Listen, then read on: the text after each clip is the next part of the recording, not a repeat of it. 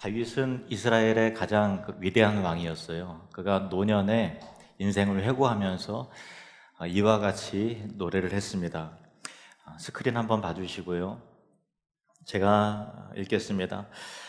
여호와는 나의 목자시니 내게 부족함이 없으리로다. 그가 나를 푸른 풀밭에 누이시며 쉴 만한 물가로 인도하시는도다. 내 영혼을 소생시키시고 자기 이름을 위하여 의의 길로 인도하시는도다. 내가 사망의 음침한 골짜기로 다닐지라도 해를 두려워하지 않을 것은 주께서 나와 함께 하심이라. 주의 지팡이와 막대기가 나를 안위하시나이다. 주께서 내 원수의 목전에서 내게 상을 차려주시고 기름을 내 머리에 부으셨으니 내 잔이 넘치나이다. 내 평생의 선하심과 인자하심이 반드시 나를 따르리니 내가 여호와의 집에 영원히 살리로다. 아멘. 다윗은 이스라엘의 가장 위대한 왕이었는데요. 왕이 되기 전에 소년 시절에 다윗은 직업이 뭐였냐면은 목동이었어요. 양을 치는 사람이에요. 그래서 양에 대해서 너무나 잘 다윗은 알고 있었어요. 왕이었지만 양이 어떤 짐승인지 너무나 잘 알고 있었어요. 저도 최근에 팔레스타인 지역에서 실제로 양을 오랫동안 쳤던 사람이 양은 이런 동물이다라고 이렇게 정리한 책을 제가 읽어보았는데요. 제가 그 책을 읽고서 양의 습성을 세 가지 정도로 요약해서 정리할 수 있겠더라고요. 첫 번째는 뭐냐면 양은 가장 의존적인 동물이에요. 그래서 스스로 먹을 거를 해결을 못해요. 스스로 먹을 거를 어떻게 찾아야 되는지 잘 알 수 없고요. 그리고 늑대와 또 여러 굶주린 사자가 올 때 그것을 저항할 수 있는 능력이 없어요. 어떤 뿔이 달려서 들이박을 수 있는 것도 아니고, 또 날카로운 송곳니가 있어서 또 위협하고 물어뜯을 수 있는 것도 아니고요. 그리고 또 강한 뒷발이 있어서 발차기를 해서 또 다른 짐승을 내어쫓을 수도 있는 것도 아니에요. 너무나 연약하고 무능력한 존재입니다. 그리고 또 털이 많이 자라면 넘어지면 스스로 일어날 수도 없어요. 자기 혼자 일어설 수도 없는 그런 가장 의존적인 동물이 바로 양입니다. 두 번째 특징은 뭐냐면 양은 항상 방황해요. 양이 동물 중에서 IQ가 상당히 떨어진대요. 머리도 안 좋고 눈도 안 좋고 해서 길을 잃어버리면 다른 짐승들은 뭐 어떻게든 뭐 찾잖아요. 우리 많이 찾잖아요. 근데 그 양은 도저히 집을 못 찾는데요. 한번 잃어버리면 도저히 어떻게 내가 왔던 길이 뭐지? 지금 여기는 지금 어디지? 나는 누구지? 그거에 대해서 전혀 개념 자체가 없어요. 그래서 항상 목자가 없으면 항상 방황하는 짐승이 바로 양입니다. 세 번째 특징은 뭐냐면 이거는 좀 의외일 수가 있는데요. 양은 너무 말을 안 듣는 완고한 동물이래요. 우리가 생각할 때는 양은 굉장히 온유하고 또 온순하고 그렇게 착할 것 같지만, 물론 이제 온순하지만 보통 고집이 센 게 아니라고 합니다. 그래서 예를 들면은 양이 목자가 양에게 이제 목욕을 시켜주고 또 물을 먹여주고 인도하려고 하면 물에 들어가지를 않으려고 그렇게 버티고 또 발버둥을 치고 저항하고, 올 것 같으면 휘리릭 또 달려가고, 목자의 말을 듣는 것 같지만 은근히 고집불통에다가 스스로 아무것도 할 수 없는 존재면서도 그것을 스스로 인정하지 않으려고 하는 그런 어떤 완고함이 양에게 있다고 합니다. 가만히 보면 우리 사람도 그런 것 같지 않습니까? 스스로 살아갈 힘도 없고 또 어떤 것이 옳은 길인지 그른 길인지 악한 길인지 생명의 길인지 제대로 분별해낼 능력이 사람에게 없고요. 그리고 강한 죄와 유혹 앞에서 그것을 저항해내어 이겨낼 수 있는 어떤 그 방어 능력도, 어떤 악에 대해서, 유혹에 대해서 그것을 방어하고 거룩하게 자신을 지켜낼 수 있는 능력도 인간은 굉장히 떨어집니다. 인생길에서도 틀림없이 방황하고 있는데도 난 괜찮아, 난 잘 가고 있어, 이렇게 자기의 방황함을, 약함을 인정하지 않으려고 하는, 도움을 받지 않으려고 하는 그런 고집도 우리 사람에게 있습니다. 여기 오신 VIP 여러분들 실례합니다만 여러분은 어떠십니까? 양과 같이 온유해 보이지만 한 고집, 한 승질 하시는 분들만 다 오신 것 같은데, 우리 옆 사람에게 자기 자신을 이렇게 한번 소개해 볼까요? 저도 사실 한승질 하는 사람입니다. 저도 사실 한승질, 한성깔 하는 사람이에요. 진짜 저 고집 세요. 예. 성경은 사람에 대해서 뭐라고 말하는가 하면은 사람은 다 양 같다 이렇게 말해요. 근데 이사야 53년 6절, 우리는 다 양 같아서 그릇 행하여 각기 제 길로 갔거늘, 우리는 다 양 같아서 말도 잘 듣고 온유하다, 순종적이다, 그렇게 성경은 말하지 않아요. 사람은 다 양 같아서 자기 멋대로 하고 방황하고 그릇 행하여 각기 자기 길로 가는 양의 습성이 있다, 그렇게 말합니다. 그렇게 해서 우리는 길을 잃어 버리고 말죠. 이스라엘의 왕 다윗도 노년에 자기 인생을 회고해보고 정말 훌륭한 왕이었어요. 좋은 업적도 많이 세웠지만 자기의 삶을, 인생을, 자기 자아를 돌이켜 생각해 보니까 아무것도 스스로 할 수 없는 의존적인 존재고, 그리고 정말 죄와 유혹 앞에 무력하게 무너질 수밖에 없었던 자기의 죄성과 완악함을 스스로 깨달았고요. 그리고 또 방황하는 존재이고, 그러면서도 교만하고 완고한 자구나라는 것을 스스로 깨달았습니다. 그런데 그 특이한 것은 뭐냐면, 우리가 금방 시편 23편을 읽었는데 시편 23편에 자기 자신을 고백하기를 나는 양 같아서 이렇게 어리석고 좀 무능하고 방황하는 자입니다, 이렇게 고백하지 않고 특별하게 이렇게 표현을 해요.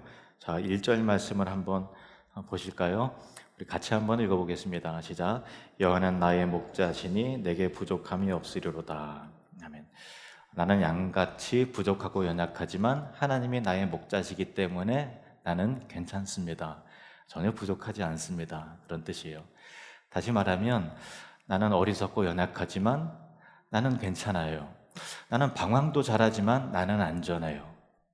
나는 실수도 잘하고 넘어지기도 잘하지만 나는 괜찮아요. 난 부족하지 않아요. 왜냐하면 하나님이 내 목자이시기 때문에 나는 안전합니다. 나는 괜찮습니다. 나는 탄탄대로입니다. 그렇게 고백하고 있다라는 사실이에요. 참 놀라운 고백이 아닙니까? 우리에게도 그런 목자가 필요합니다. 그런데 그냥 목자가 아니라 선한 목자가 필요합니다. 한번 따라해 보겠습니다. 선한 목자. 그냥 목자가 아니라 선한 목자가 필요합니다. 왜 그런가 하면, 왜 선한 목자가 필요한가 하면요, 양은 항상 방황해요. 언제 어디서든지 길을 잃어버릴 줄 모르고 항상 위험에 노출이 되어 있습니다. 그래서 선한 목자가 아니라면 그냥 돈을 받고서 대신 일해주는 어떤 거를 이제 사꾼 목자라고 하는데, 아르바이트 목자라고 한다면 양이 잃어버렸어요. 그러면 좀 찾겠죠. 그리고 찾아도 안 보이면 어떻게 해요? 뭐 난 노력했으니까 잃어버렸나 보다 하고 진짜 목자에게 노력해봤는데 양이 없던데요. 없어요. 다 멀리 도망가리가 없어요. 이렇게 하고 나서 자기 어느 정도 적당히 해보고서는 금방 포기하겠죠. 이거 정말 어렵구나 하고 포기할 겁니다. 그런데 목자가 그렇게 포기한 양이라면은 그 양도 결국은 굶주린 사자나 이리에게 잡아먹히겠죠. 그리고 팔레스타인 지형이 굉장히 험악하잖아요. 눈도 안 좋기 때문에 계속 가다가 벼랑에 낭떠러지에 굴러 떨어져서 죽을 수도 있겠고, 스스로 어디에 풀이 있는지 어디에 물이 있는지를 찾을 능력이 안 되기 때문에 결국은 굶어 죽을 수 있겠죠. 그죠?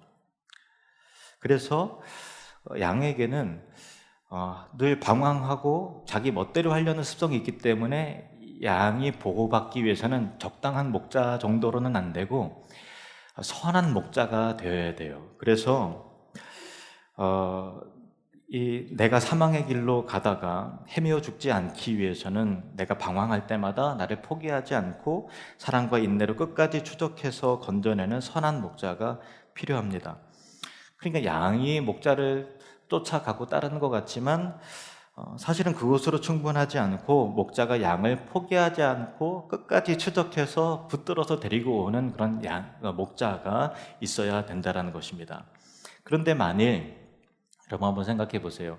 양이 너무 멀리까지 가서 위험한 곳으로 갔어요. 그러면 막 찾다가 가시덤불에 목자가 막 빠지고 여기저기 긁힐 수도 있고, 그렇죠? 그런데도 과연 거기까지 무릅쓰고서 자기가 피 흘리면서까지도 벼랑 끝까지 가서 이 양을 건져올 만한 그 목자가 있을까요? 그리고 정말 양 앞에 곰이 있고 또 사자가 있는데 곰이 얼마나 무서운 존재예요. 그런데 그 곰하고 싸우면서까지도 자기의 목숨을 포기하면서까지도 그 양을 지켜낼 만한 그런 선한 목자가 과연 있을까요? 여러분의 상식으로는 그런 목자가 없을 거라고 생각을 아마 할 겁니다. 그게 상식이잖아요. 그래도 그렇지 어떻게 양의 목숨하고 그 목자의 목숨하고 바꿀 수 있단 말인가? 양 하나 건지려고 그렇게 자기의 위험을 무릅쓰고서 사자로부터 지켜내려는 목자가 과연 어디 있는가? 이렇게 생각이 아마 들 것입니다. 그런데 성경은 그런 목자가 있다고 말씀을 하고 계십니다. 자기의 목숨보다 양의 생명을 더 가치 있고 귀하게 여기는 그런 선한 목자가 있다고 말씀을 하십니다. 그분은 하나님의 아들이신 예수 그리스도이십니다. 예수님이 이렇게 말씀하세요. 요한복음 10장 14절에서 15절 말씀 우리 같이 읽겠습니다. 시작. 나는 선한 목자라. 나는 내 양을 알고 양도 나를 아는 것이 아버지께서 나를 아시고 내가 아버지를 아는 것 같으니 나는 양을 위하여 목숨을 버리노라. 그냥 적당히 하다가 최선을 다하다가 목숨 앞에서는 그냥 발을 빼는 목자가 아니라 끝까지 자기의 목숨을 버리면서까지 양을 지켜낼 수 있는 유일한 선한 목자가 예수 그리스도이시라는 것입니다. 그래서 예수님은 우리의 죄를 대신 지시고 십자가에 못 박혀 달려 피 흘려 죽으신 이유가 우리가 사망의 길을 가는데 그 사망의 길에서 건져내기 위해서 모든 죄값을 대신 다 치르시고 십자가에 달려 죽으시는 거예요. 마치 목자가 양 하나 건지기 위해서 자기 목숨을 희생한 것 같은 이 희생과 사랑이 예수 그리스도 하나님의 아들이신 그분에게 있더라라고 하는 것입니다. 아까 우리는 다 양 같아서 그릇 행하여 각기 제 길로 갔거늘 이라고 하는 말씀을 여러분 보셨죠? 그 이후에 나온 구절이에요. 이사야 53장 6절 말씀을 보시면 우리는 다 양 같아서 그릇 행하여 각기 제 길로 갔거늘 여호와께서는 우리 모두의 죄악을 그에게 담당시키셨도다. 그러니까 각기 제 길로 가서 자기 멋대로 하는데 너는 포기할래. 너는 정말 말을 흔들어서 어쩔 수가 없구나 라고 포기하지 않고 여호와께서는 그 선한 목자에게 모든 죄악을 담당시키셔서 양을 위해서 목숨을 버리는 그 십자가의 길을 하나님께서 가도록 하게 하셨고 하나님의 아들이신 예수 그리스도께서는 양 하나 살리기 위해서 그런 자기의 목숨과 생명을 기꺼이 내어놓으셨다라고 하는 것이 이 성경에 계속해서 말하고 있는 그런 진리이고 내용인 것입니다. 여러분, 여러분의 생각 하나를 바꾸셔야 될 부분이 있어요. 뭐냐면 여러분 천국 가려면 이제 교회에 처음 나오신 분도 계시지만 여러분 생각에 믿음이라는 것은 천국 가려면 그래도 최소한 교회에서 요구하는 것이 끝까지 주님 따라야 된다고 또 하나님 말씀대로 살아야 된다고 그렇게 생각하지 않습니까? 내가 주님 잃어버리면 안 된다고 그렇게 생각하지 않습니까? 그런데 내가 말씀대로 살아야만 천국 간다고 생각하지 않나요? 근데 그 말도 전혀 틀린 말은 아니지만 그 마음은 좋은 말이죠. 그런데 한 가지 잊고 있는 게 있어요. 뭐냐면 아까 말씀드린 바와 같이 팔레스타인의 그 양은 주인의 말을 끝까지 쫓아갈 수 있는 능력이 없어요. 말 듣는 것 같지만 결국은 새길로 빠지고 따라오는 것 같지만 자기 길로 가고 또 끌어올려면 버티고 고집부리고 한다라는 거예요. 양은 그런 습성이 있어요. 그리고 눈도 나빠서 방향을 금방 잃어버려요. 어리석고 무능하기 때문입니다. 그런데다가 고집도 보통 센 게 아니에요. 보통 완고한 게 아니라는 거예요. 우리가 천국 곧 하나님의 집에 들어가려면 우리가 목자이신 예수님의 말씀을 듣고 지키고 행하고 사랑해야 한다고 생각하지만, 그것도 물론 중요하지만 그보다 선행되어야 되는 더 중요한 조건이 있어요. 그것만으로 충분하지 않다는 거예요. 그것은 양이 목자를 따르는 것보다도 더 중요한 것은 선한 목자가 지구 끝까지 가서라도 양을 붙들어 올 수 있는 그 목자의 신실함, 목자의 인내와 사랑이 더 중요한 문제라는 것입니다. 포기하지 않고 양을 추적해서 따라 붙들어 오기 때문에 양은 하나님의 집, 곧 천국의 안전이 들어갈 수 있다는 것입니다. 그래서 다윗이 인생을 회고해 보면서 내가 하나님의 집으로 들어갈 수 있는 그 근거와 이유는 나의 신실함과 내가 주님을 포기하지 않고 따랐습니다 라고 고백하지 않고 정반대의 얘기를 하고 있다는 것입니다. 6절 말씀을 한번 보실까요? 6절 말씀 제가 읽겠습니다. 그 다음에요. 내 평생에 주님의 선하심과 인자하심이 반드시 나를 따르리니 내가 여호와의 집에 영원히 살리로다. 이렇게 고백하고 있어요. 내가 주님을 놓치지 않고 따라가기 때문에 나는 하나님 나라에 반드시 들어갈 것입니다 라는 것이 아니라, 나는 방황하지만 주님이 사랑과 인내로 나를 끝까지 추적해서 나를 영원한 본향으로 인도하실 줄로 나는 믿습니다. 그래서 나는 부족하지 않습니다. 여호와는 나의 목자시니 내가 부족함이 없으리로다 라고 하는 말씀의 의미입니다. 여러분, 우리의 신실함과 주님을 향한 사랑과 말씀의 순종함이 여러분을 천국으로 인도하지 않습니다. 그것을 지켜낼 수 있을 만한 사람은 아무도 없기 때문에 그런 거예요.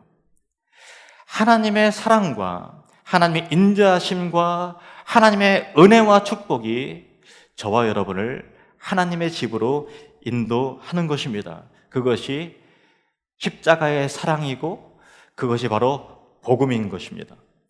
여러분, 이 좋은 예수님을 한번 믿어보지 않으시겠습니까?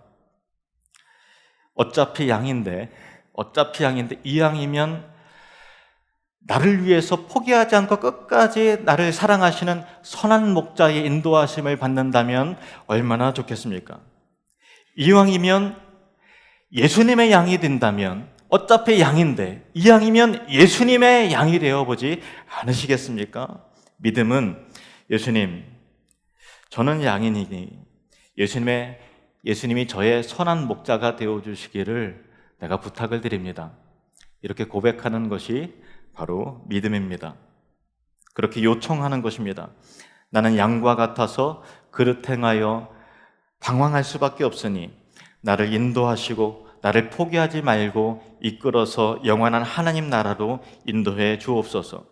나는 그동안 죄를 많이 지었고 또 앞으로도 또 틀림없이 죄를 지을 겁니다. 그럴 수밖에 없는 연약한 존재이오니 예수님의 십자가의 은혜와 사랑으로 나를 구원해 주옵소서.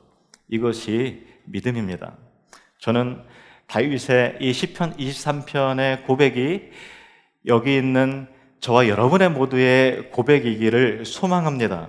제가 시편 23편을 다시 한번 읽을 때 여러분의 마음을 담아서 함께 같이 여러분 마음 가운데 고백되어지기를 원합니다. 다윗의 시. 여호와는 나의 목자시니 내게 부족함이 없으리로다. 그가 나를 푸른 풀밭에 누이시며 쉴 만한 물가로 인도하시는도다. 내 영혼을 소생시키시고 자기 이름을 위하여 의의 길로 인도하시는도다. 내가 사망의 음침한 골짜기로 다닐지라도 해를 두려워하지 않을 것은 주께서 나와 함께 하심이라. 주의 지팡이와 막대기가 나를 안위하시나이다. 주께서 내 원수의 목전에서 내게 상을 차려주시고 기름을 내 머리에 부으셨으니 내 잔이 넘치나이다. 내 평생에 선하심과 인자하심이 반드시 나를 따르리니 내가 여호와의 집에 영원히 살리로다.